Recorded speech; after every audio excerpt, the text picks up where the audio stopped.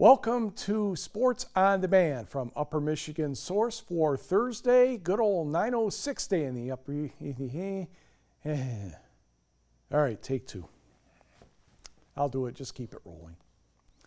From Upper Michigan Source, this is your Sports on Demand for 9:06 day, a Thursday. I'm Mike Ludlum. Let's go to high school volleyball where Forest Park visited the Superior Central Cougars. We'll pick it up in the third set. Forest Park won the first two. Jessica Walters, Abigail Thayer, Willow Passanen punched back, and the next thing you know, Miss Passanen gets another try and puts it in, and the Cougars have a 19-15 lead. But the Trojans would win the next point, and Elle Soderberg would get an ace, and the Forest Park team would be within 19-17. Then Sydney Honkala tips it off a Cougar defender, and all of a sudden Superior Central's lead is down to 1.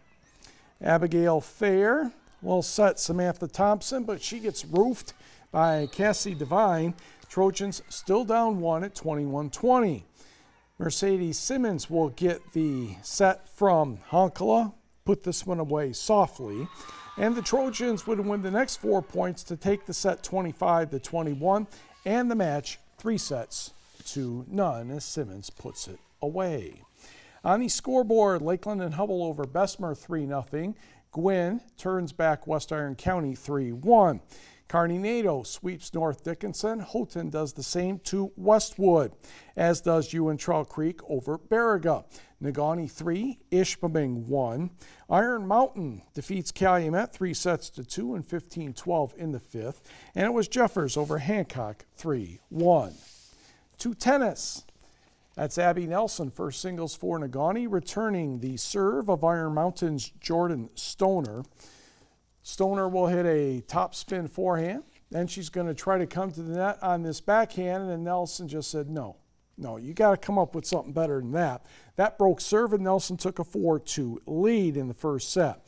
Now in the next game, Stoner had a very nice backhand that got her going, but Nelson was able to win this match 6-4 and 6-1. Over at first doubles, Sailor Sportout and Claire Mongrain for the Mountaineers get this point against the Miners McKenna Contio and Julia Johnson. And Iron Mountain picked up the victory in this flight 7-6 and 6-4. As you look at second singles, the Macy's. Macy Aho of Negaunee in the near court, that's MACI. Macy McCormick of the Mountaineers, that would be MACY. And McCormick is actually going to end up getting this point, but Aho would win the match 6-love and 6-love. On the scores here, Gladstone over Gwynn, and that was a 7-1 result for the Braves. West Iron County and Westwood played to a tie at 4, and Marquette defeated Menominee 5-3. In women's college soccer, Northern Michigan and Southern Indiana played to a draw at 1. The Finlandia women had way too much fun in Eureka, Illinois, getting 13 goals as the Lions defeated Eureka 13-0. But the men fell to the Red Devils 2-0. The TV6 High School Football Game of the Week is another new matchup in the redesigned Western Peninsula Athletic Conference.